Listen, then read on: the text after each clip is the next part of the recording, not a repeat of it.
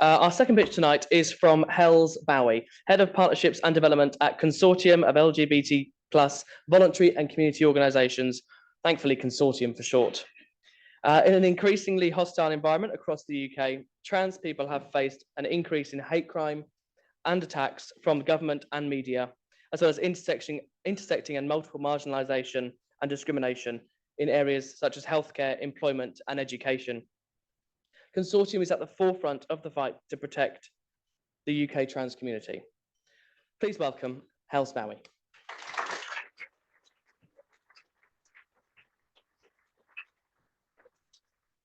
Hello, thank you. My name is Hels Bowie. I use they and she pronouns, and I'm Head of Partnerships and Development at Consortium. So to begin with, I will tell you a bit about Consortium. We're an infrastructure organisation and specialist funder working with the UK's LGBT plus community and voluntary sector. Our approach is participative, supportive, and it's driven by communities themselves. We work with over 600 member organisations who in turn support over 5 million LGBT plus people and their loved ones across the whole of the UK. We've given over 1.75 million in grants to date, and we are the 8th highest funder of LGBTQI work globally by the number of grants made. In supporting Consortium this evening, you'll be investing in the future of our grassroots LGBT plus and particularly trans-led community across the UK. So as a specialist funder, our grant applications are open to members and non-members, and that means that we're constantly learning about new and exciting work happening across grassroots groups. We've funded the UK's trans-led work in everything from addressing health inequalities, campaigns to tackle media disinformation, support for queer families, sober social spaces, creativity, art, filmmaking, and so much more. In addition to our grant funding, we've also worked with groups including Translucent and Loving Me, who you might remember from last year's City for LGBT event. And if anyone would like to hear more about how they're getting on, I'd be delighted to answer questions at the end. So the reason that we're talking specifically about trans-led work tonight is that the examples on this slide are sadly only a handful of the examples of the type of hostility and hatred that trans communities are facing every day in the UK.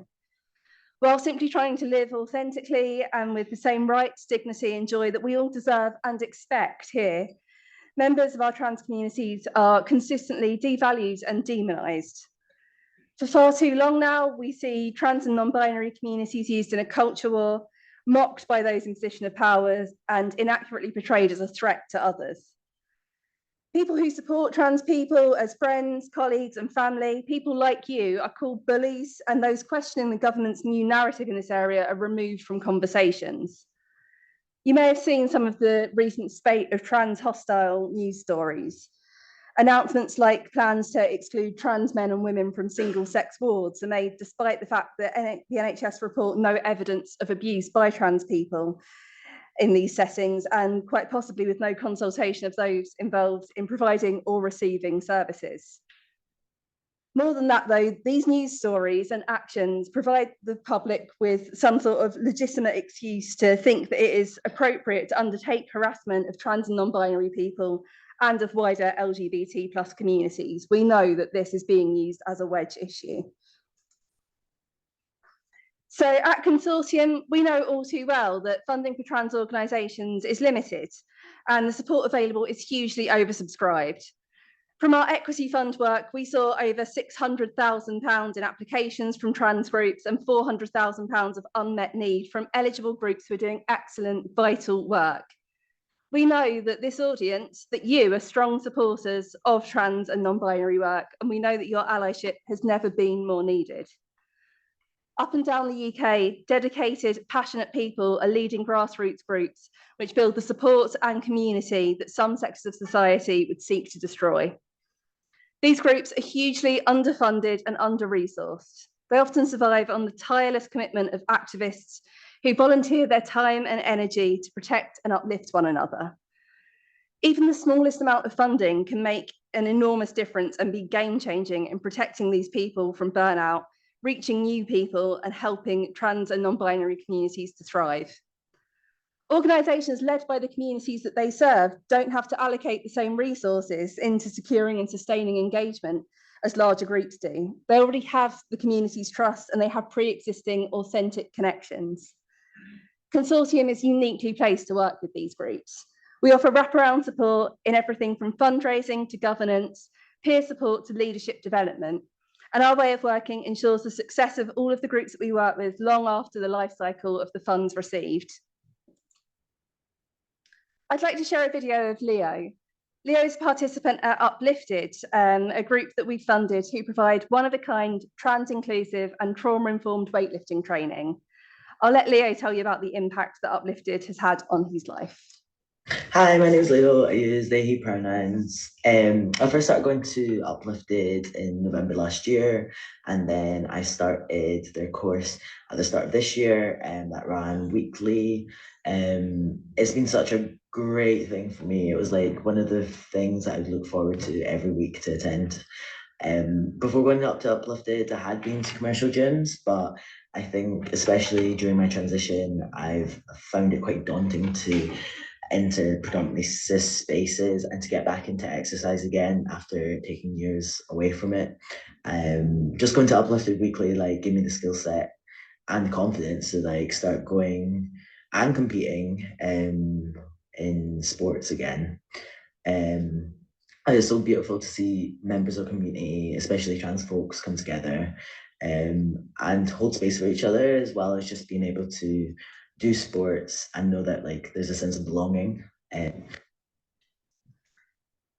Feedback from our previous grants has consistently shown the difference that funding and holistic support makes to organisations, but also it's really important to remember the impact that this has on individuals, and defending our communities is about so much more than fighting back against hostility. It's also about providing joy and community, like the things that Leo talks about.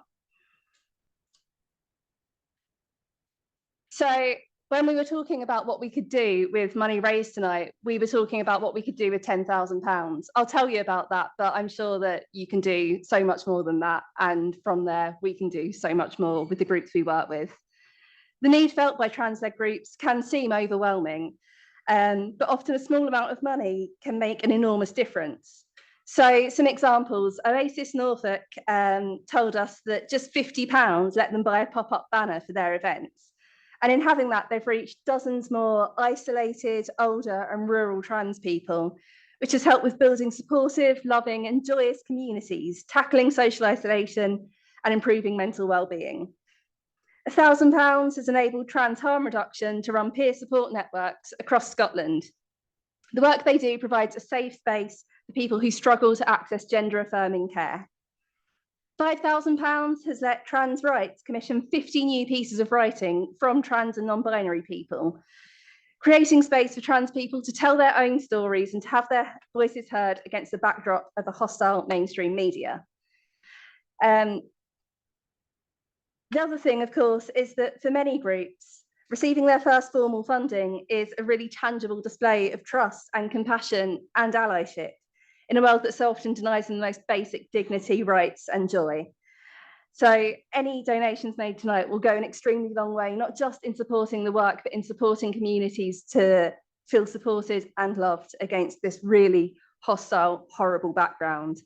Thank you so much for your support. I would be delighted to answer any questions that you might have.